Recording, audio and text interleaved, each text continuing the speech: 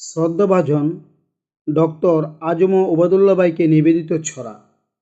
ছড়ার নাম ওবায়দুল্লাহ ভাই।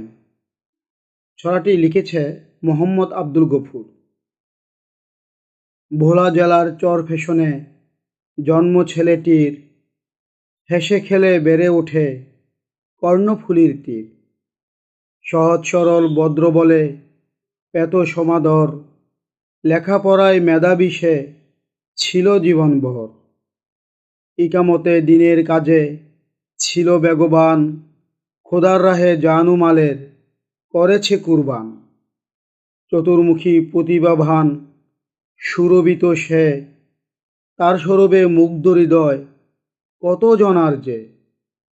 মনটা ছিল সবুজ শীতল, লাজুক ভাব গম্ভীর, মুস্কি হাসি মিষ্টি ভাষী, কর্মে মহাবীর। সুস্থ ধারার সংস্কৃতি বক্ষে লালন তার, সংস্কৃতি সংগ্রামে সে প্রিয় রাহাবার। ছেলেটিরে সবার চেনা সবার জানা চাই, তিনি মোদের সেই আজম ওবায়দুল্লাহ ভাই। তিনি মোদের সেই আজম ওবায়দুল্লাহ ভাই।